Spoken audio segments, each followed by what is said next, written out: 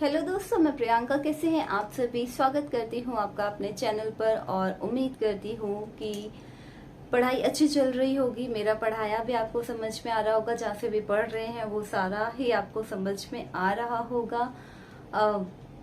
जो भी मैं पढ़ाती हूँ या जो भी आप पढ़ते हैं, सो प्लीज अगर मैं कोई भी क्वेश्चन पूछती हूँ आपसे और एक्सपेक्ट करती हूँ कि आप मुझे कमेंट बॉक्स में आंसर दे, तो प्लीज डू दैट, बिकॉज उससे मुझे पता चलेगा कि आप मेरी वीडियो से कितना समझ रहे हैं, कितना मैं आपको समझा पा रही हूँ। अगर कोई चीज नहीं समझ आ रही है या नहीं भी पसंद आ रहा है वीडियो, सो प्लीज अनलाइक भी जरूर करें और कमेंट पे मेंशन करें। उससे मुझे मेरा एरिया ऑफ इम्प्रूवमेंट पता चलेगा, मुझे एक मोटिवेशन भी मिलेगा। अगर आप मेरी वीडियो को पढ़कर मेरे किए हुए क्वेश्चंस का आंसर देंगे तो ये मुझे भी अच्छा लगेगा और मुझे पढ़ाने में भी इंटरेस्ट आएगा, मेरा मोटिवेशन भी बनेगा। So please do it for me. और अच्छा लगे तो लाइक करें, क्वेश्चंस को कमेंट करें, और नहीं भी पसंद आए सो उसको भी प्लीज मेंशन जरूर करिए। तो चलिए, आज मैं पढ़ाने जा रही हूँ आपको जो इंग्लिश ग्रामर का एक और इम्पॉर्टेंट टॉपिक, प्रीपोजिशन। तो प्रीपोजिशन क्या होते हैं, मैंने यहाँ पर कुछ एक प्रीपोजिशंस लिखे हुए हैं, कुछ क्या मोस्टली सारे ही हैं, शायद अगर कोई छूटा हो। अगर ऐसा है और आपको कोई प्रीपोजिशन मिलता है जो मैं लिखना भूल गई हूँ या गलती से मिस हो गया है, तो आप मुझे कमेंट में जरूर बताएं कि हाँ ये वाला नहीं बताया, इसका मीनिंग क्या होता है, इसको एक्सप्लेन करिए, मैं उसको जरूर कंसिडर करूंगी। तो यहाँ पे मैंने मोर ओवर प्रीपोजिशंस लिखे हुए हैं, उनके हिंदी भी लिखे हुए हैं। ये उनके हिंदी मीनिंग नहीं है एक्चुअली, जो रेड इंक से दिख रहे हैं आपको, ये उनके हिंदी मीनिंग नहीं है। ये वो प्रीपोजिशन है जो ब्लू से लिखे हैं, हम जनरली यूज करते हैं, और रेड में लिखे हुए उनके सेंस हैं कि सेंटेंस में जब प्रीपोजिशन यूज किया जाता है तो उसका सेंस, सेंटेंस के में जो सेंस है उसके अकॉर्डिंग कौन सा प्रीपोजिशन यूज किया जा रहा है, तो ये हम सेंसेस कह सकते हैं, लेकिन ये हिंदी मीनिंग नहीं है। जैसे समय के लिए यूज होता है सिंस और फॉर का, फ्रॉम भी लगाते हैं। अब एट मतलब पर होता है, इन मतलब में होता है, बाई मतलब द्वारा या से होते हैं, ऑन मतलब भी पर होता है। तो ये कब लगते हैं, ये समय में भी लगते हैं, तो कब लगते हैं, तो ये इनका ग्रामेटिकली मीनिंग नहीं है, सेंसेस के अकॉर्डिंग लिखे हैं। अब हम एक एक करके इन प्रीपोजिशंस को समझेंगे। चलिए आइए देखते हैं। पहले हम उठा लेते हैं ये समय के लिए जो भी प्रीपोजिशंस लिखे हुए हैं हम उनको समझेंगे एग्जाम्पल्स के जरिए, ठीक है। इससे हमारी सेंटेंस प्रैक्टिस भी होगी और एग्जाम्पल्स से हम सेंटेंस भी सीखते जाएंगे और हमारा प्रीपोजिशन प्रैक्टिस भी होती रहेगी।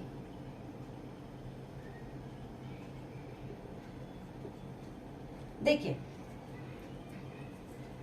सिंस और फॉर के लिए अगर बताऊं तो जैसा कि हमने अब तक पढ़ा था टेंस में, सिंस और फॉर का यूज टेंस में क्या था, परफेक्ट कंटिन्यूअस टेंस में हम पढ़ते थे, चाहे वो किसका हो, प्रेजेंट का हो, पास्ट का हो या फ्यूचर का हो।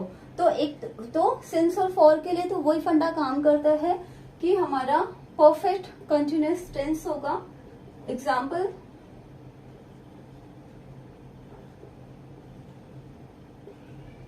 शी हैज बीन studying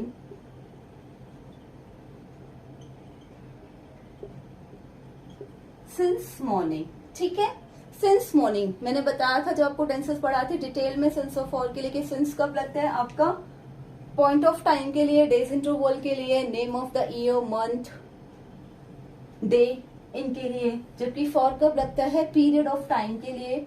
तो एक बार अपना परफेक्ट कंटिन्यूअस टेंस को रिवाइज कर लीजिएगा, उसमें कहाँ पर लगता है। तो सिंस मॉर्निंग, डे इंटरवल है, यहाँ पे हम सिंस लगाएंगे। दूसरा यूज देखते हैं हम फॉर का, she has been dancing for 4 hours. अब यहाँ पे फॉर आ गया, फॉर क्यों, क्योंकि 4 घंटे जो कि पीरियड ऑफ टाइम है, ठीक है, स्पेसिफिक टाइम नहीं है, डेफिनेट टाइम नहीं है, तो 4 घंटे से डांस कर रही है। तो आपका परफेक्ट कंटिन्यूअस टेंस के अकॉर्डिंग यूज हो गया। दूसरा क्या कह रहा है, फ्रॉम की अगर हम बात करें, जैसे she will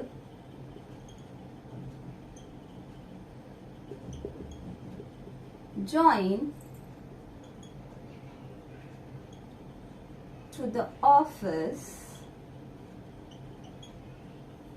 from Monday।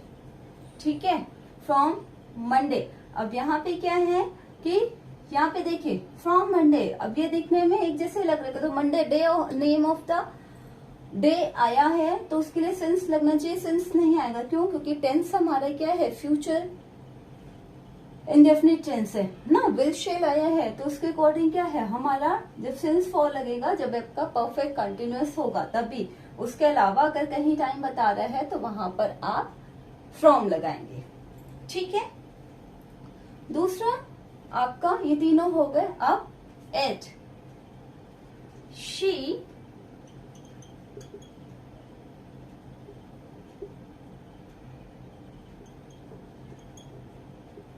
wakes up at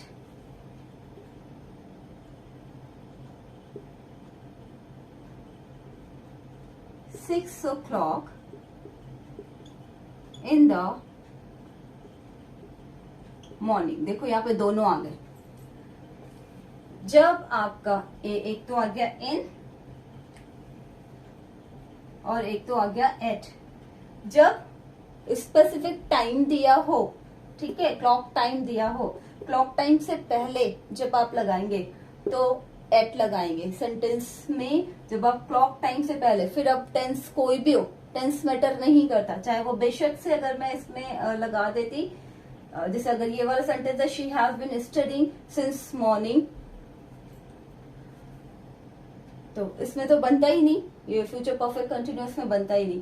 ठीक है, तो टेंस मैटर नहीं करेगा आपके लिए। अगर पॉइंट ऑफ क्लॉक टाइम आया है तो आप उससे पहले एट ही लगाएंगे। ठीक है, अगर आपका परफेक्ट कंटिन्यूअस नहीं है तो डे इंटरवल से पहले क्या लगेगा, इन लगेगा। In morning, in the night, in the afternoon, in the evening, in night। ठीक है, द नहीं लगता, नाइट से पहले द नहीं लगता। in the morning, in the evening, in the afternoon and night। ठीक है, तो ये ध्यान रखिएगा, जब आपका क्लॉक टाइम आएगा तो उससे पहले एट लगेगा। जब आपका परफेक्ट कंटिन्यूअस टेंस नहीं हो तो वहां पे क्या है, डे इंटरवल से पहले क्या लग जाएगा, इन लग जाएगा। ठीक, और इनका मतलब क्या होता है और भी देख लेते हैं। तो एट का तो स्पेसिफिक मीनिंग यही है कि क्लॉक टाइम से पहले जब आपको टाइम बताना हो तो कैसे लगेगा। इनका और मीनिंग देख लेते हैं। I will return your money in a month। अब देखो यहाँ पे है in, यहाँ पर आया है in, मैं तुम्हारे पैसे 1 महीने में लौटा दूंगा, 1 महीने में। तो यहाँ पे in का सेंस क्या बन गया, in का सेंस यहाँ पे बन गया आपका क्या, कि 1 महीने के अंदर अंदर, मतलब अगर 30 दिन का 1 महीना है तो वो उसके अंदर अंदर, उससे पहले पहले ही, मतलब 1 महीने के अंदर अंदर अगर आपने किसी को पैसे दिए और 1 तारीख को दिए, 30 तारीख तक आप उससे नहीं बोल सकते। क्यों? क्योंकि उसने आपसे 1 महीने के लिए कह के पैसे लिए हैं। 1 महीना पूरा होने के बाद आप उससे कह सकते हैं कि हाँ भाई तूने बोला था 1 महीने के लिए पैसे दो और तुमने मुझे नहीं दिए तो वापस करो। लेकिन 1 महीने तक अगर किसी ने कह के लिया है तो आप उससे 1 महीने तक पैसे नहीं मांग सकते। तो इनका मतलब क्या है कि 1 महीने के अंदर अंदर। ठीक है, यहाँ पे इन क्या बता रहा है कि इस टाइम के अंदर। अगर मैं इसी को लिखूं, I will return your money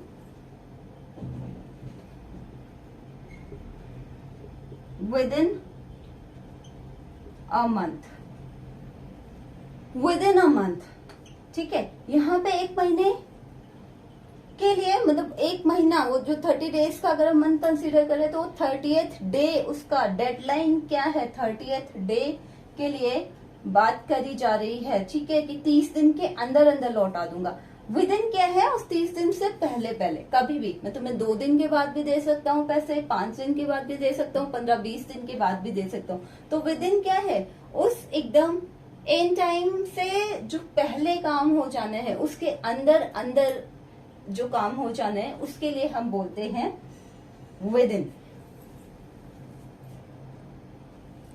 okay, तो इन मंथ के कह रहे हैं कि आपका एक महीने खत्म होने से पहले पहले मैं पैसे दे दूंगा, उस लास्ट डे तक, by the end of time मैं पैसे दे दूंगा। और यहाँ पे क्या कह रहा है, उस एंड टाइम से पहले पहले, ठीक है, उस एंड टाइम से पहले पहले ही मैं आपको आपके पैसे लौटा दूंगा, ठीक।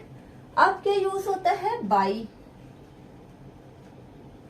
I will be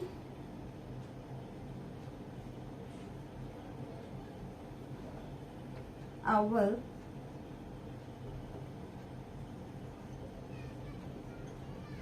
come back by 7 PM। देखो, आप गए घूमने पार्टी में, परमिशन ले करके दिन भर बर्थडे पार्टी में, मम्मी ने बोला कि जाना है तो आ जाना, शाम 7 बजे तक, अंधेरा होने से पहले घर में होंगे, ठीक है जी, अंधेरा होने से पहले। तो ये अल्टीमेटम जो वो बिल्कुल एंड टाइम दिया गया ना कि 7 बजे, 7 से 1 हुआ, 7-5 हुए, तो आपसे क्वेश्चन पूछा जाएगा कि लेट कहाँ हो गए 5 मिनट, तो 7 बजे, मतलब यही एक डेडलाइन खींच दी आपके लिए कि 7 बजे तक आपको आ जाना है, ठीक है। तो ये जो एक डेडलाइन और डेड टाइम दे दिया गया ना आपको, वहां पर हम यूज करते हैं क्या, बाई, ठीक है, वहां पर हम यूज करते हैं बाई। अब देख लेते हैं ऑन का यूज टाइम के सेंस में। आई विल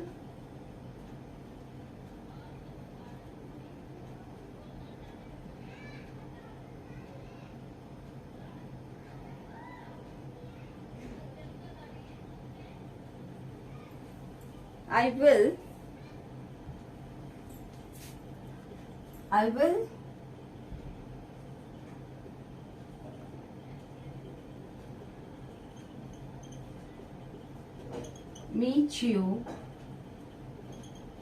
on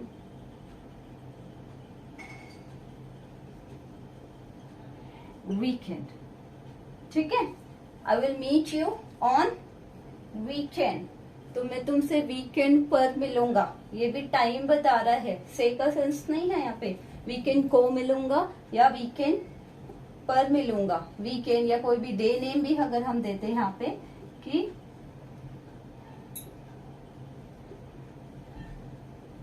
फ्राइडे को मिलूंगा, ठीक है, चाहे फ्राइडे को बोले या हम बोले वीकेंड पर मिल रहे हैं। I will meet you on weekend, Saturday Sunday का ही मिलेंगे, या अगर किसी वीकेंड की जगह पर हमने कोई डे नेम बताया तो उसके साथ भी क्या है, हमारा ऑन लगेगा जब वो को का सेंस देगा, ठीक है। पीरियड ऑफ टाइम नहीं, स्पेसिफिक टाइम बता रहा है। तो देखो फ्रॉम और ऑन, फ्रॉम में क्या है, पीरियड ऑफ टाइम वाली बात हो रही है, लेकिन आपका क्या है, परफेक्ट कंटिन्यूअस टेंस नहीं होगा। ऑन में भी स्पेसिफिक टाइम जो कि सिंस को, पॉइंट ऑफ टाइम को रिप्लेस कर रहा है, लेकिन टेंस आपका क्या है, परफेक्ट कंटिन्यूअस नहीं होगा, ठीक है। तो ये थे हमारे समय के सेंस में यूज होने वाले लगभग सभी प्रीपोजिशंस जिनका यूज अलग अलग होता है। उम्मीद करती हूँ समझ में आया होगा। नेक्स्ट देखते हैं हमारा मे के सेंस में यूज होने वाले प्रीपोजिशंस।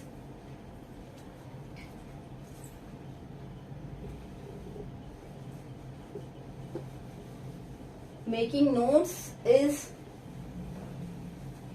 मोर इम्पोर्टेंट, सो अपने हैंड रिटन नोट्स जरूर तैयार करो, ठीक है।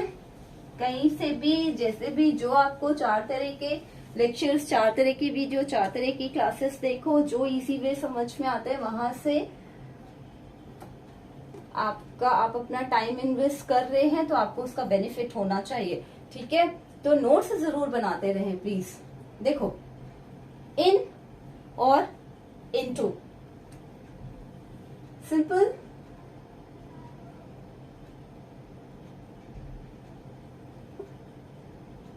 एक तो ये मार्कर ना मार्केट में मिलते हैं अभी पता नहीं कैसे, ना तो इसमें इंक ढंग से काम करती है और ना ही एक बोर्ड लिखने के बाद ही ये पता नहीं क्यों हो जाती है प्रॉब्लम। देखो, इन कहाँ पे यूज करते हैं? जब आप किसी क्लोज्ड एरिया में हैं, the baby is sleeping in the room, ठीक है। The baby is sleeping in the room, still position में है, कोई मूवमेंट नहीं कर रहा या खेल भी रहा है, तो वो क्या है? In the room. Baby is playing in the room, ये भी होगा, ठीक है। इनटू कब लगाएंगे? जब आप द students are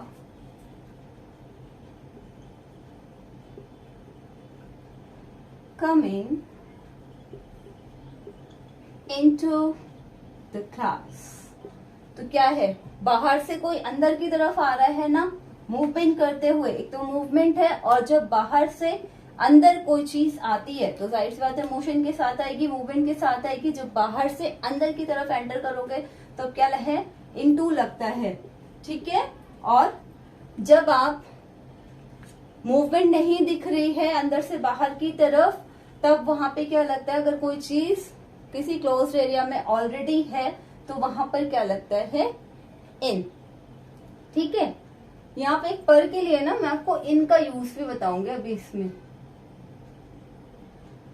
अभी मेरे दिमाग में आ गया। इन भी लगता है पर के लिए, अब यार नेक्स्ट समझाऊंगी तो मैं समझाऊंगी, ठीक है। तो इन द रूम, और यहाँ पे क्या है आपका?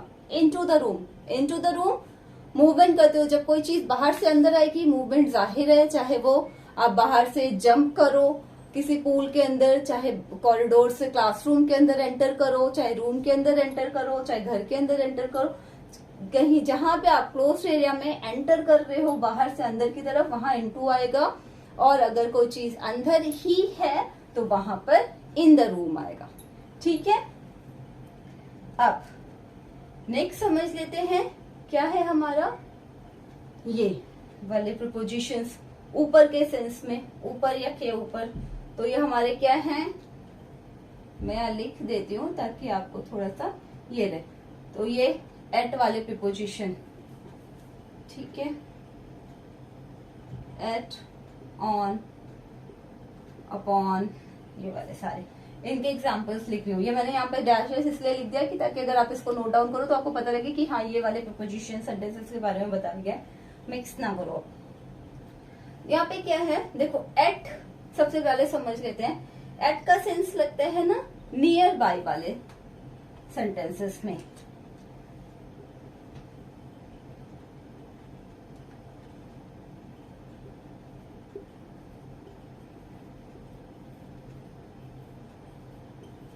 देखते हैं कितने बनेंगे, ठीक है। जैसे the chairs are at the table. अब at the table, chairs table के ऊपर हैं, बट क्या ऊपर चढ़ के रहती हैं? क्या चेयर्स टेबल के ऊपर? नहीं, उसके नियर बाई में रहती है ना। आपसे कहा जाता है where are you looking, look at the board. Look at the board, क्या आप बोर्ड के ऊपर चढ़ के देखते हैं? नहीं, आपकी आईज बोर्ड के ऊपर रखती है, मतलब बोर्ड पर देखो। तो वो नियर बाई वाला सेंस जो निकलता है उसके लिए आप एट यूज करते हैं, ठीक है। दूसरा क्या है? On.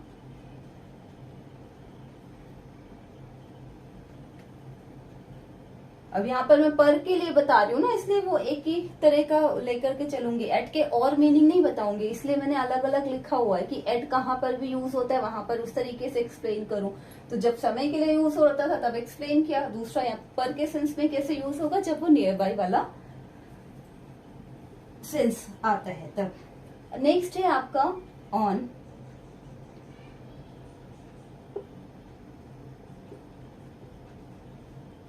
The plate. The plate is on the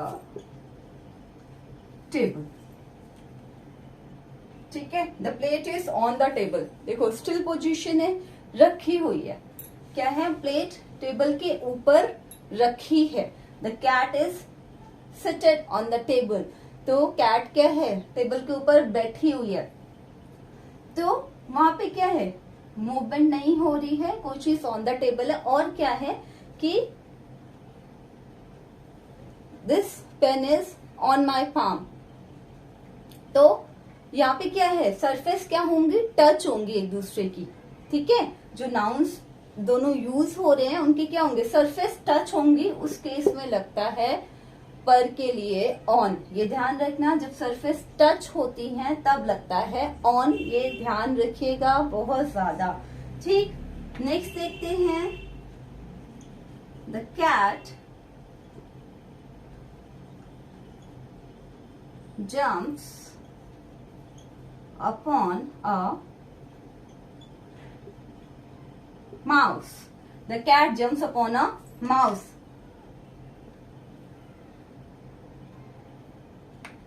तो क्या है, कैट चूहे पर झपटी। तो कैसे झपटी है, के ऊपर झपटी, चूहे पर झपटी या चूहे के ऊपर झपटी। तो कैसे झपटी है, कूद कर ही झपटी है। ठीक है, तो एक मूवमेंट के साथ में। तो मूवमेंट के साथ में जब कोई किसी के ऊपर कूदता है तो वहां पर क्या है, छलांग लगाने वाले सेंस में या मूवमेंट के साथ में कुछ गिरा भी है किसी के ऊपर, तो उसमें क्या है, हम अपॉन लगाते हैं। जब मोशन दिखाई देगा तो हम क्या लगाते हैं, किसी के ऊपर के लिए अपॉन। ठीक है,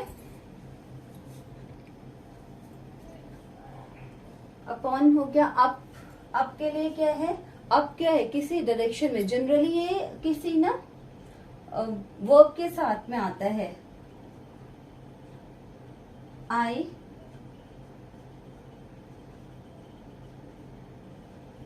asked him to jump up high। ठीक है, मैंने उसे और ऊंचा उछलने के लिए, कूदने के लिए बोला। ठीक है, या go to up, upward direction, या अप साइड और डाउन साइड। तो आओ, अप क्या है, बेसिकली ऊपर की ओर के लिए किसी वर्ब के साथ में या किसी और नाउन के साथ में एक साथ ऐड होकर बनता है। अपसाइड, अपवर्ड, ऊपर की ओर, आगे की ओर। ठीक है, तो I asked him to jump up high, मैंने उसे और ऊपर कूदने के लिए कहा। अबव, अबव में क्या है, मतलब यहाँ अप में क्या है, जब लेवल इंक्रीज हो रहा हो, उससे लेवल को इंक्रीज कराने के लिए। ठीक, नेक्स्ट है आपका अबव। अबव मतलब ऊपर के सेंस में। अबव और ऊपर के लिए क्या यूज होता है, ओवर। ओवर भी बच रहा है, मैं नीचे लिख ले रही हूँ जो जो अगर छूटे हुए मुझे याद आ रहे हैं। तो ऐसे क्या हो गया, मार्कर बड़ा ही। ठीक है, एक तो ओवर हो गया आपका। देखो अबव समझ लेते हैं, अबव और ओवर।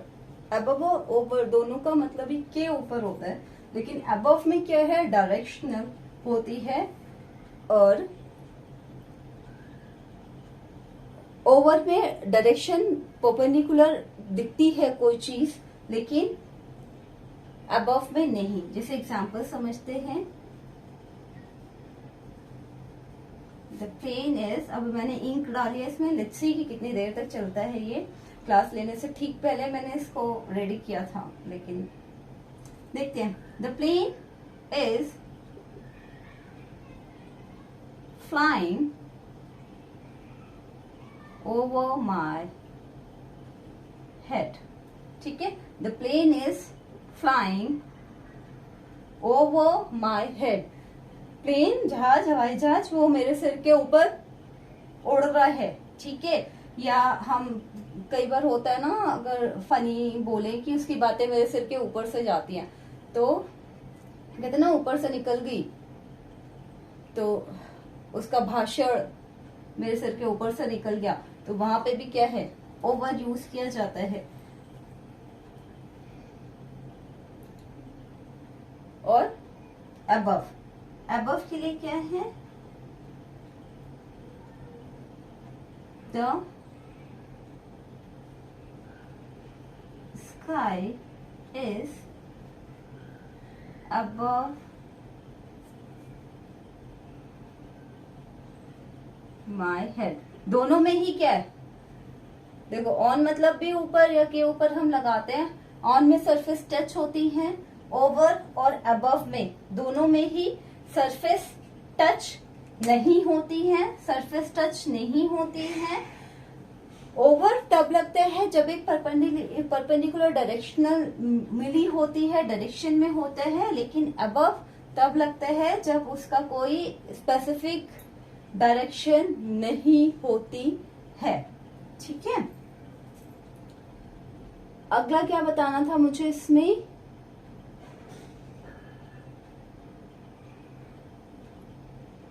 इनको समझाना था, इनका पर के सेंस में।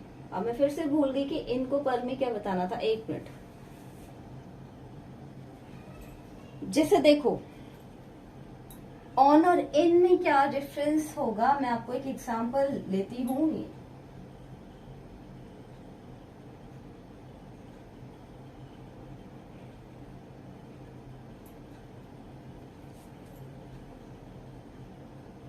I sit on dash the bed, bed नहीं सोफा लिखते हैं। ठीक है, सोफा। तो क्या होना चाहिए यहाँ पर, ऑन या इन की जगह, बहुत सारे बच्चे कहेंगे ऑन ही आएगा। देखो यहाँ पर इन लगाएंगे, क्यों इन लगाएंगे, I sit in the sofa, क्योंकि सोफे में क्या है, बैक, बैक दिखती है, आप उसके बीच में, पीछे और साइड में दोनों पोर्शन होते हैं, उसके बीच में बैठते हो आप। तो ऑन हम किसी सरफेस के ऊपर तब लगाते हैं जब ये प्लेन सरफेस है, उसके चारों तरफ सपोर्ट कुछ नहीं है, उसके ऊपर है।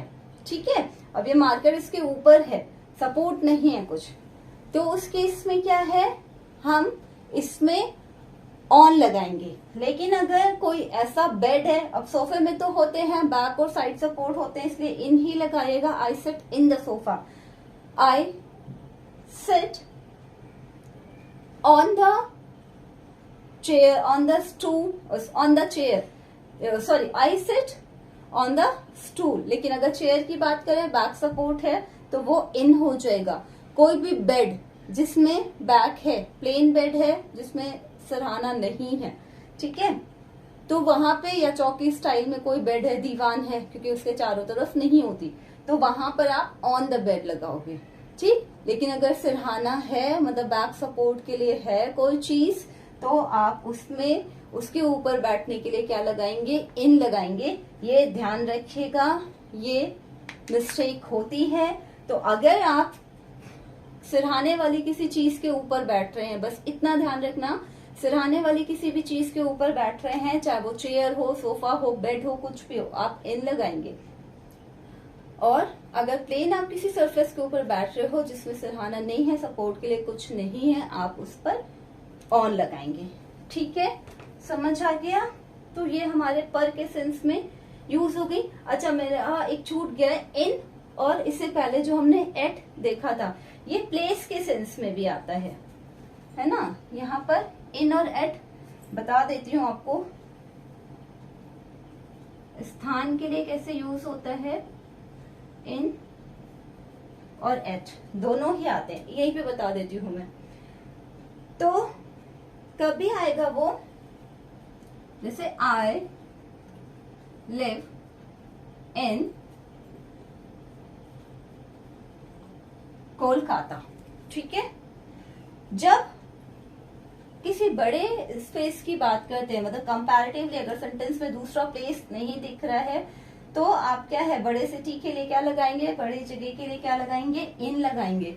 लेकिन अगर मैं इसी को कहती कि I live dash Kolkata dash India, तो यहाँ पे क्या है, आई लिव, तो इंडिया और कोलकाता में बड़ा स्थान कौन सा है, इंडिया, तो यहाँ पर लगाते हम इन, और कोलकाता छोटा है तो यहाँ पर लगाते हम एट, ठीक है। तो कहने का मतलब ये है, इन और एट जब प्लेस के सेंस में यूज किए जाते हैं, तो अगर सेंटेंस में हाउस के साथ हमेशा एट लगाते हैं, ठीक है, मतलब जो एड्रेस वाली बात हो तब एट लगाते हैं।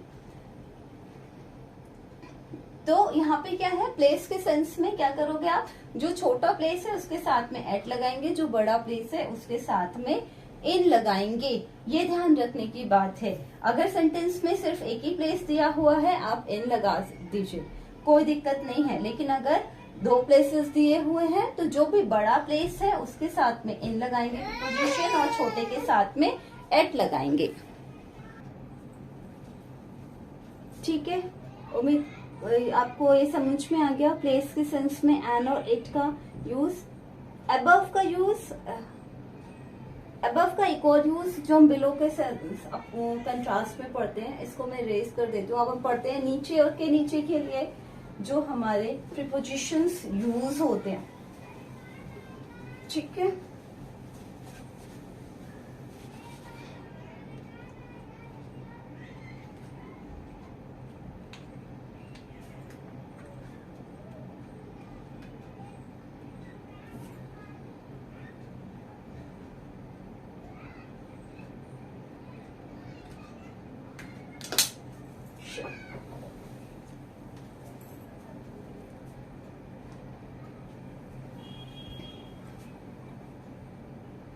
देखो,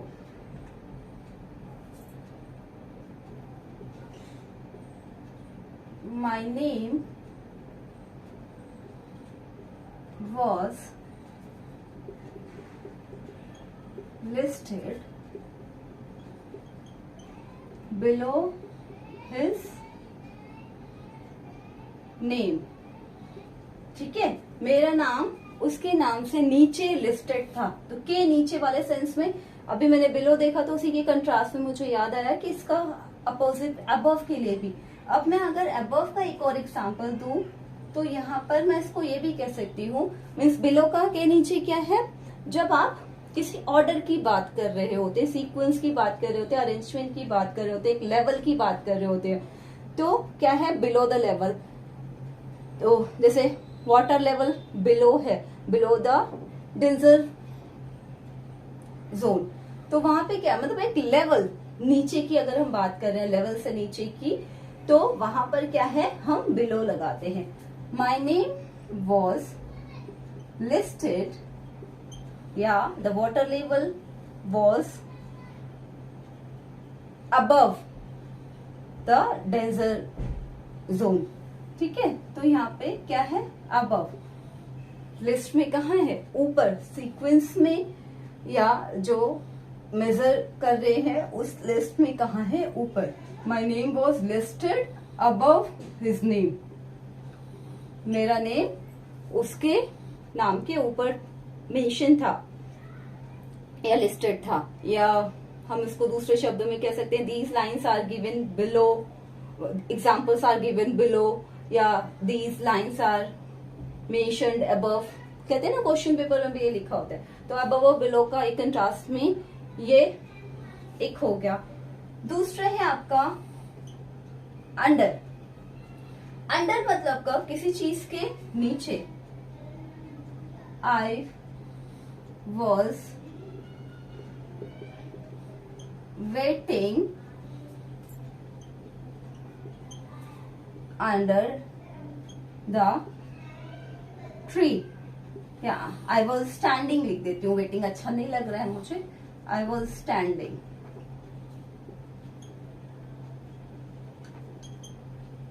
under the tree। अच्छा देखो, अंडर के साथ में ना एक इन का भी यूज बता दो। पेड़ के ठीक नीचे खड़े हैं, ठीक है मैम, पेड़ के ठीक नीचे, मैं पेड़ के नीचे खड़ी थी। अगर यही होता कि पेड़ की छांव में, तो छाया मतलब जो परछाई, तो वो साइड में भी बनेगी थोड़ी सी। तो अगर पेड़ के ठीक नीचे न खड़े होके इसके शेड में खड़े हैं ना, उसकी छांव में खड़े हैं, तो वहां पे आ जाता है इन द ट्री, ठीक है। वो भी मे के सेंस में ध्यान रखना है कि अगर शेड में की बात आए तो वहां पर इन यूज होता है। आई वॉज, मैं यहाँ पे लिख देती हूँ, आप नोट कर लेना ताकि एग्जाम्पल आपको याद रहे। ये है जब हम एक पढ़ाते हैं ना, तो दूसरा भी उससे रिलेटेड कौन कौन से वर्ड्स यूज होते हैं सेंस में, वो हमें याद आ जाता है। I was standing in the, अब यहाँ पे आ गई शेड ऑफ ट्री, ठीक है। यहाँ पे ये आ गया in the shade of tree. जब हम शेड की बात करें, छांव में खड़े होने की बात करें, या तो वहां पे क्या आ जाएगा इन। जब हम पेड़ के ठीक नीचे खड़े हो रहे हैं तो वहां पे क्या आ जाएगा अंडर। यहाँ पे क्या है, अंडर में जो सरफेस है ऑब्जेक्ट्स की वो टच नहीं होंगी। आई was standing under the bridge. Beneath और अंडरनीथ, बीनीथ और अंडरनीथ ये एक दूसरे को रिप्लेस कर सकते हैं, ठीक है। I kept my book beneath और underneath the pillow। मैंने अपनी किताब तकिए के नीचे, तकिए के नीचे रखी। अब तकिए के नीचे रखी तो जाहिर सी बात है कि अपने बेड पर तकिए के नीचे रखी तो सरफेस टच तो होंगी। तो वहां पे क्या है, उस केस में अगर ऐसा आपको दिखाना है नीचे रखा, तो वहां पे क्या है, आप बीनीथ या अंडरनीथ लगाएंगे, ठीक है। बीनीथ या अंडरनीथ लगाएंगे। I kept my book beneath और अंडरनीथ दोनों ही यूज हो सकते हैं द पिलो, ठीक है। तो ये एग्जाम्पल था हमारा नीचे या के नीचे के सेंस में। अब देख लेते हैं अगला क्या है आपका साथ और के साथ के लिए।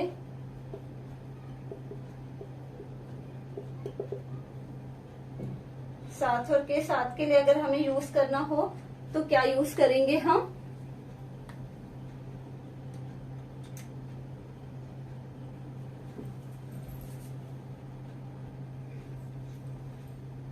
देखो साथ के लिए हम, आप सोचो, एक्सक्यूज मी, देखिए साथ और के साथ के लिए, साथ का मतलब क्या होते हैं, विद लगाते हैं, विद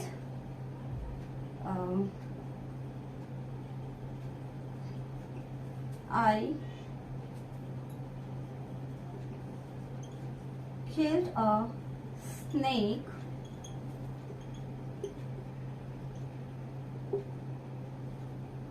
with a stick। मैंने एक स्टिक से, मतलब किसी चीज की हेल्प लेते हुए, अगर आप किसी चीज को देखो तो क्या है आपका फिजिकल बाउंडेशन, इन्वॉल्वमेंट, एक हैंडलिंग समझ में आएगी, ठीक है। आपने किसी चीज की हेल्प लेते हुए कोई काम किया तो वहां पर साथ के लिए यूज होगा, वहां पर से के लिए यूज होगा क्या, कि मैंने एक स्टिक से सांप को मारा, स्टिक से, विद अ स्टिक, ठीक है, स्टिक की हेल्प लेते हुए। आई shot a bird with a bullet, ठीक है। मैंने गोली मार के, ये अजीब तो नहीं लग रहा? गोली इस मारी एक चिड़िया को, कुछ चेंज करो उसमें। आई शॉट अ बर्ड, एक मिनट, एग्जाम्पल, आई शॉट, इसको थोड़ा सा चेंज कर लेती हूँ। आई shot him with a gun. ठीक है, मैंने उसे बंदूक से गोली मार दी। ठीक है, मैंने उसे बंदूक से मार दिया। तो यहाँ पे भी क्या है, बंदूक की हेल्प ली ना आपने उसको मारने के लिए, तो यहाँ पे भी क्या है, विथ आएगा। ठीक है, जब आप किसी चीज की हेल्प लेते हो कोई काम करने के लिए, तो वहां पे क्या है, विथ का यूज करते हैं। अलोंग का यूज होता है, अलोंग का मतलब के साथ साथ। दिस रोड,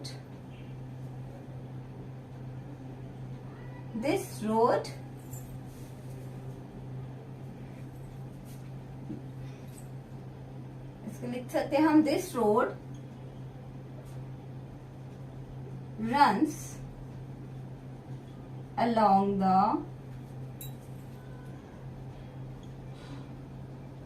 railway station या railway route. This road runs along the railway station. ये रोड रेलवे स्टेशन के साथ साथ चलती है। ठीक है, तो along मतलब किसी चीज के साथ साथ। ठीक है, तो वहां पे क्या लगता है, along। तो हमारा साथ और के साथ के लिए ये सेंटेंसेस थे। आगे देखते हैं हम। टू के लिए, टू और टू वर्ड्स।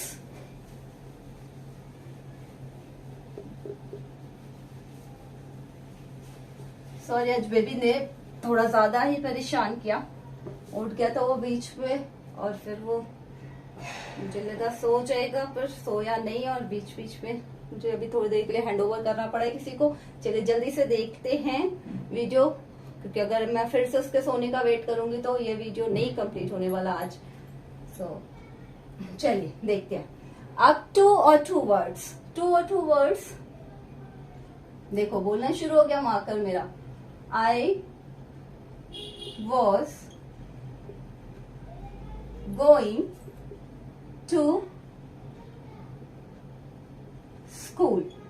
ठीक है, मैं स्कूल की, मतलब यहाँ पे क्या है, स्कूल जा रही थी, स्कूल ही जा रही थी, पर्टिकुलर प्लेस बताया। I was going to school, I was going to market. ठीक है, I was going to meet my friend, इस तरह से। और दूसरा एग्जाम्पल अगर देखते हैं, आई वॉज गोइंग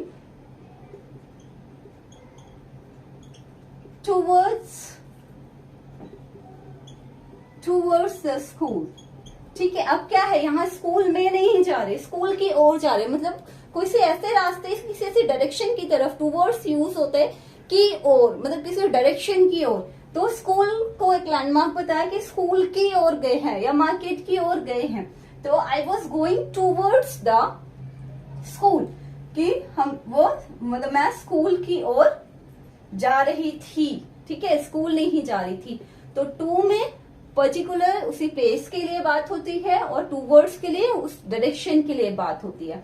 ठीक है, अब बात आती है बीच में। ठीक है, बीच में, अब बीच में के लिए क्या है, बिटवीन कब यूज होता है, सबको पता है, दो लोगों के बीच में। सीता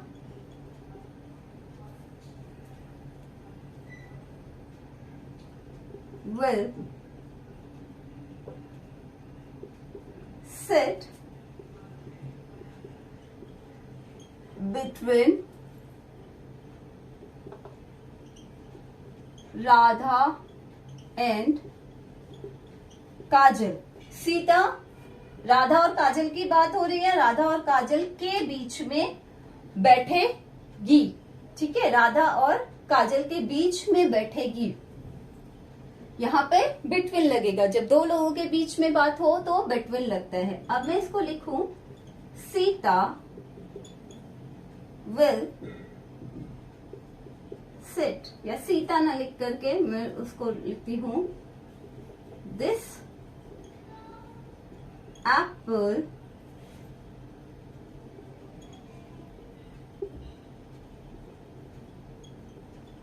शुड बी, छोटा एग्जाम्पल लेना चाहिए था। आई विल शेयर, इसी को मैं दूसरी लैंग्वेज में लिखती हूँ। I will share this Apple among 4 people। अब 4 लोगों के बीच की बात आ गई तो 4 लोगों में क्या लग गया, among, 2 से ज्यादा, चाहे यहाँ 3 होता 4 होता कितना भी होता, तो यहाँ पे क्या लगता, among लग जाता। ठीक है, 2 से ज्यादा के लिए among लगेगा। अब amongst कब लगता है, amongst लगता है I will share this apple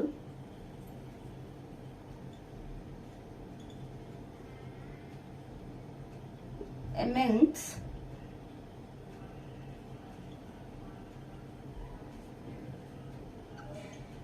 all my friends।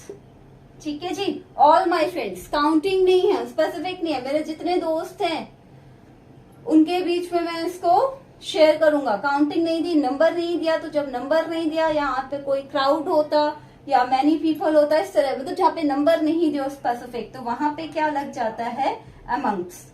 ठीक है, वहां पर लग जाता है अमंग्स। तो ये समझ में आया। अब देख लेते हैं पहले, आगे या सामने, मतलब use of before.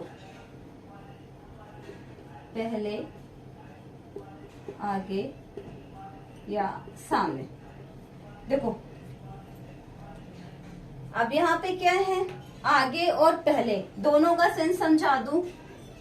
I was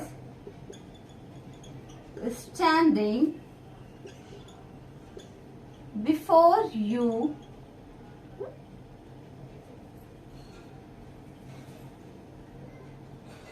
in the line. ठीक है, मैं लाइन में तुमसे पहले खड़ा था। ठीक है, या तुमसे पहले क्या है, मतलब तुमसे आगे खड़ा था।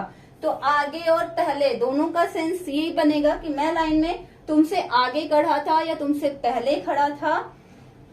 तो वहां पर क्या है, या अगर आप किसी को बोलते हो कि पहले आप, तो बिफोर, यू बिफोर प्लीज। तो I was standing before you, मतलब आपसे पहले खड़ा था। ठीक है, या आपसे आगे खड़ा था।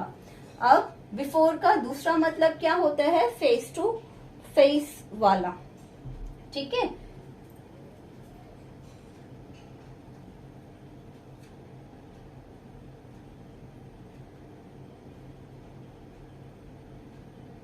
फेस टू फेस के लिए। सामने के सेंस में क्या कर सकते हैं हम,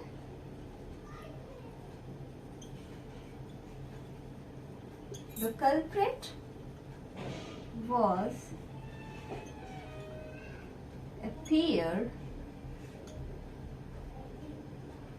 before the judge। ठीक है, कल्प्रिट जो गुनहगार था उसको क्या किया गया कि जज के सामने पेश किया गया, जज के सामने पेश किया गया। ठीक है, तो बिफोर का सामने, पहले के सेंस में या आगे के सेंस में इस तरीके से हम यूज कर सकते हैं सेंटेंस में। और देखते हैं हम आफ्टर के लिए क्या यूज कर सकते हैं।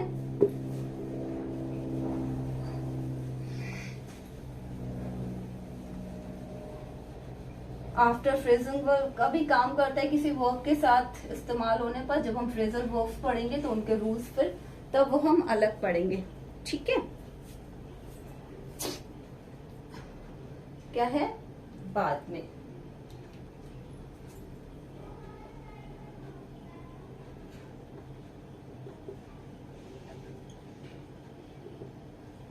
बाद में और पीछे के लिए जो आफ्टर यूज होते हैं, देखो मार्कर की बज गई ना band, the police ran after the thief। ठीक है, अब यहाँ पर पीछे या बाद, हाँ के बाद भी बताती हूँ। The police ran after the thief, police चोर के पीछे भागी। ठीक है, I will come after you, मैं तुम्हारे बाद आऊंगा। ठीक है, मैं तुम्हारे बाद आऊंगा। तो यहाँ पे भी हम बाद के सेंस में आफ्टर लगाते हैं। या आई वॉज स्टैंडिंग, जैसे हमारा बिफोर यूज हुआ था, आई was standing after you in the line. तो वहां पर क्या है कि मैं लाइन में तुम्हारे बाद खड़ा था, या I was seated after you in the class, मैं क्लास में तुम्हारे पीछे बैठा था। तो यहाँ पे क्या है कि पीछे या बाद के सेंस में हम आफ्टर इस तरीके से यूज कर सकते हैं। अबाउट, अबाउट का मतलब देखो, अबाउट का मतलब एक तो होता है बारे में, और दूसरा क्या है, हम एक दूसरा सेंस पे समझते हैं लगभग, लगभग। ठीक है, अबाउट के लिए क्या क्या यूज होता है,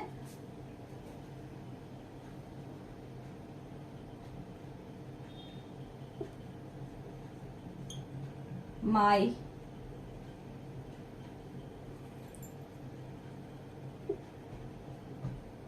क्या हो गया इसको, माई friends were talking about my performance. ठीक है, मेरे दोस्त मेरी परफॉर्मेंस के बारे में बात कर रहे थे। ठीक है, मेरे दोस्त मेरी परफॉर्मेंस के बारे में बात कर रहे थे। तो यहाँ पे तो हो गया के बारे में, किसी के बारे में बात करना। My friends were talking about my performance. दूसरा लगभग के सेंस में क्या है, द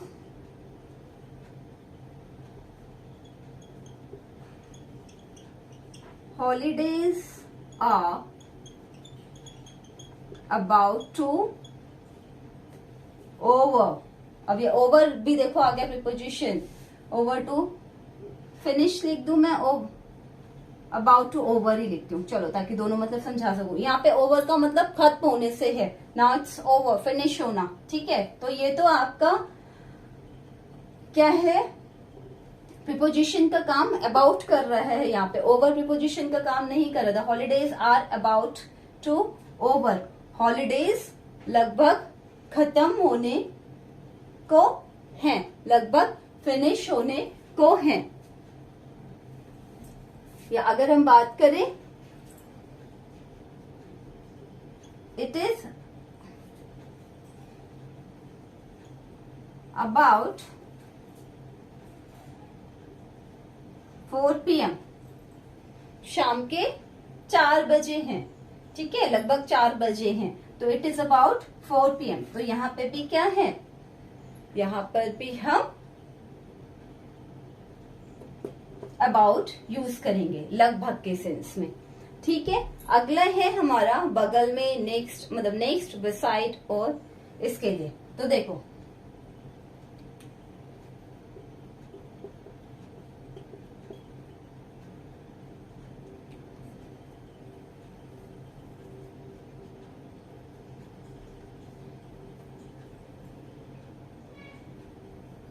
आई चल रहा है, चलो तो देखते हैं। रवि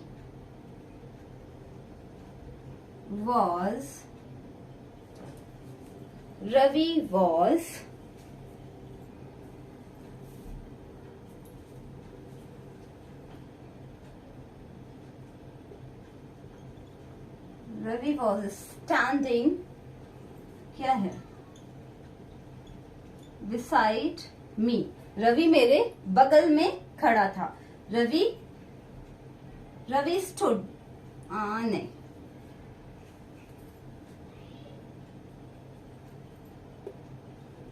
Ravi sat इसमें तीनों यूज हो जाएंगे, ठीक है। Ravi set beside me, Ravi मेरे बगल में बैठा था, ठीक है। रवि मेरे बगल में बैठा था। Ravi was, Ravi set next to me, next के साथ में टू आएगा ही आएगा, ठीक है। Ravi was next to me, Ravi मुझसे अगला था या मेरे बगल में बैठा था, यहाँ पे भी आपका बगल में वाला सेंस आएगा, ठीक है। Ravi set next to me, Ravi मेरे बगल में बैठा था या रवि मुझसे अगला रवि बैठा था। नेक्स्ट क्या है, by, Ravi was, Ravi sat by me. अब बाई का मतलब भी क्या होता है, नेक्स्ट टू वाला सेंस ही होता है, बिसाइड मतलब। तो हम इसको तीनों तरीके से लिख सकते हैं कि रवि मेरे बगल में बैठा था, तो Ravi was, Ravi set beside me, Ravi set next to me और रवि सेट बाय मी। तो तीनों ही तरीके से हम इनको लिख सकते हैं, ठीक है। आगे देखते हैं आपके बचे हुए और जो प्रीपोजिशंस हैं। मेरे माइंड में क्लिक कर रहा है जैसे कुछ और भी बच रहा है, वो कौन कौन से प्रीपोजिशंस हैं अभी एक बार सोचती हूँ फिर से, आप भी मुझे मेंशन करना जरूर से प्लीज। चलिए, क्या है बियॉन्ड या परे। बियॉन्ड या परे के लिए जैसे कहते हैं ना कि रहने दो, ये तुम्हारे बस के बाहर है, ये तो तुमसे परे की चीज है, तो क्या यूज कर सकते हैं हम बियॉन्ड के लिए।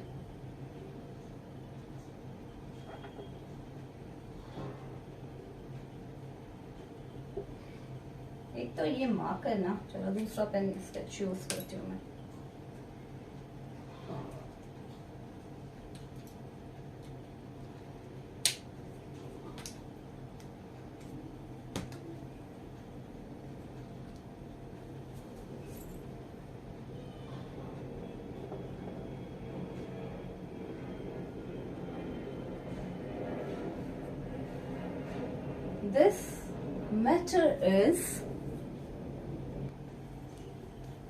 This matter is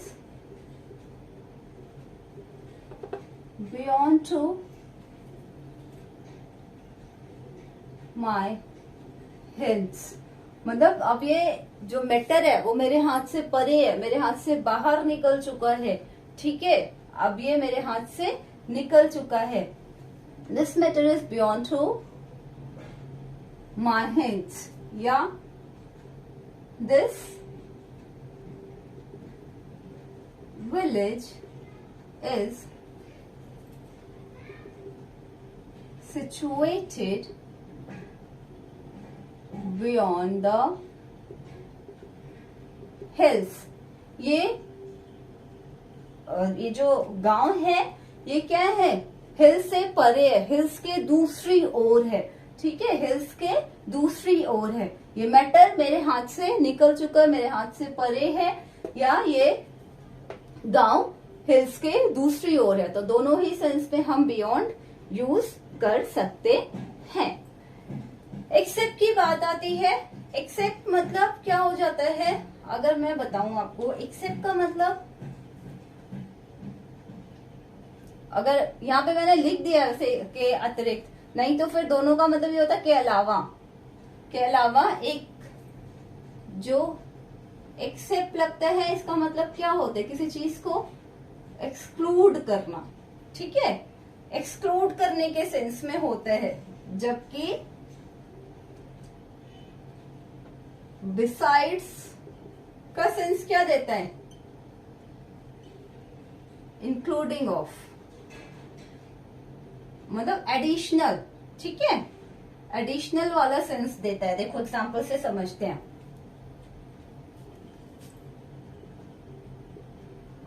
I have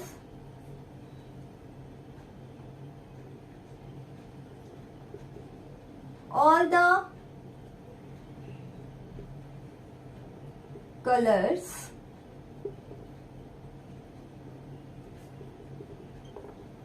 accept white. मेरे पास सारे कलर हैं, I have all the colours except white. White के अलावा मेरे पास सारे कलर हैं, लेकिन क्या है, व्हाइट नहीं है। तो व्हाइट को छोड़कर, इसको एक्सक्लूड करके, ठीक है, तो इसके अलावा एक्सेप्ट व्हाइट। तो मेरे पास सभी कलर हैं एक्सेप्ट व्हाइट, सफेद के अलावा।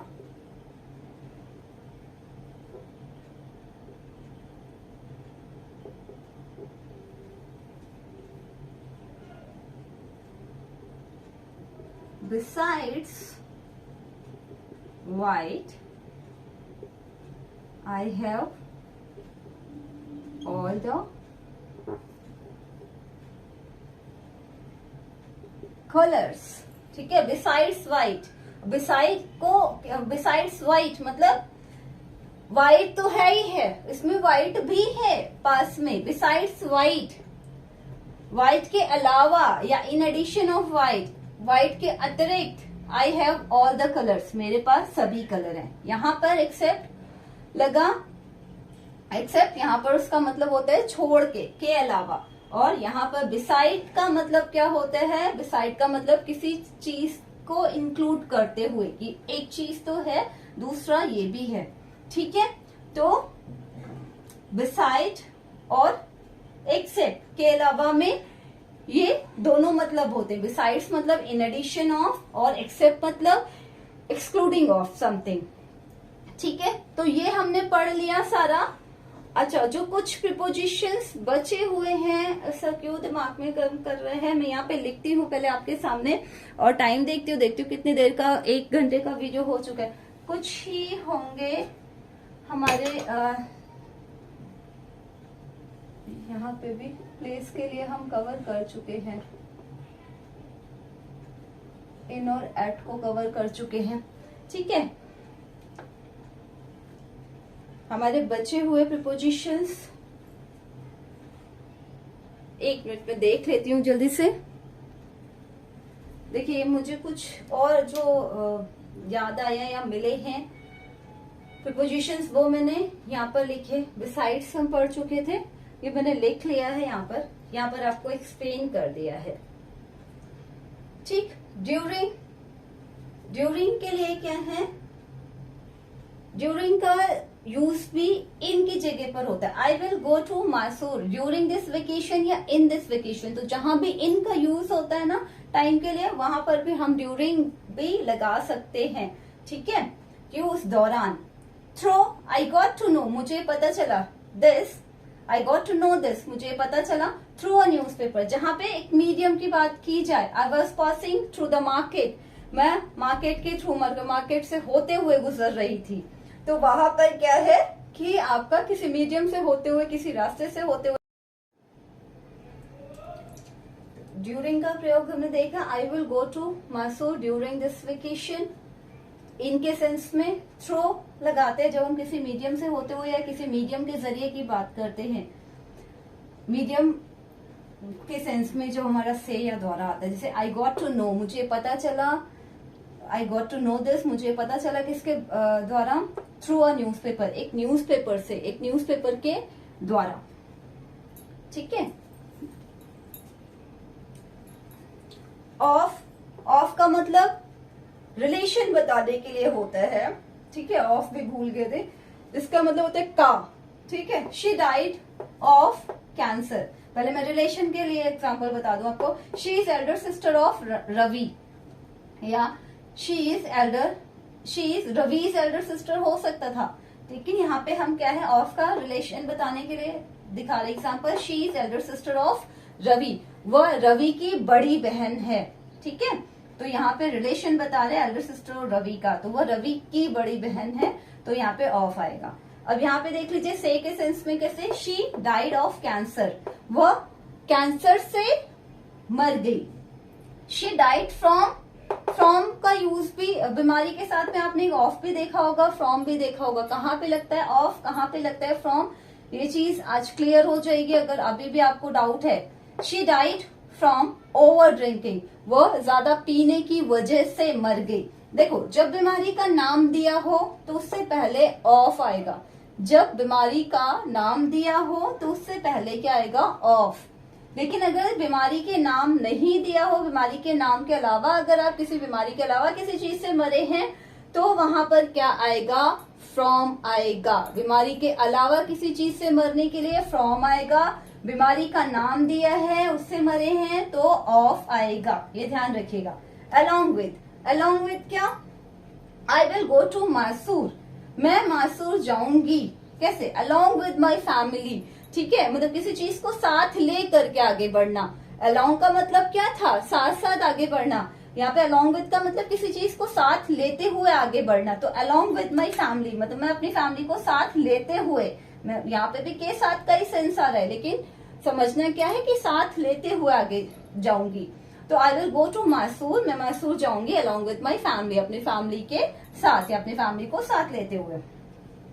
Of, O double F off, एक तो ऑफ रिलेशन बता रहा है, O double F off separation बता रहा है। क्या है, the plane is about to take off, जब सरफेस अलग हो रही हो, जैसे plane is about to take off, plane अब क्या है, जब ग्राउंड को छोड़ने वाला होता है, फ्लाई के लिए तैयार हो जाता है, तभी आप यूज करते हैं ना कि प्लेन क्या करना है, टेक ऑफ करने वाला है, मतलब वो ग्राउंड को सेपरेट होने वाला है ग्राउंड से। तो the plane is about to take off, plane take off करने वाला है मतलब उड़ान भरने वाला है। यहाँ पे अबाउट भी लगा है, टू भी लगा है, तो अबाउट यहाँ पे भी लगभग, ठीक है, अबाउट के बाद टू और नेक्स्ट के बाद टू आता है अगर हम किसी और चीज से रिलेशन बताते हैं तो ये मोर ओवर प्रिपोजिशन मैंने समझा दिए हैं। कोई भी बचे हो या आपको लगता हो किसी और में डाउट या किसी और एडिशनल प्रिपोजिशंस आपके माइंड में आती है, मुझे जितनी याद आई मैंने कोशिश करी है उनको एक्सप्लेन करने की, समझाने की। कोई भी डाउट, कोई भी क्वेरी, कोई भी question mention in comment box. कल मिलते हैं नए टॉपिक के साथ में। आज वीडियो लंबा हो गया है, पेशेंस रखकर देखिएगा। पूरी उम्मीद करती हूँ कि आपको ये समझ में जरूर आएगा। कल मिलते हैं, टेक केयर, बाय बाय।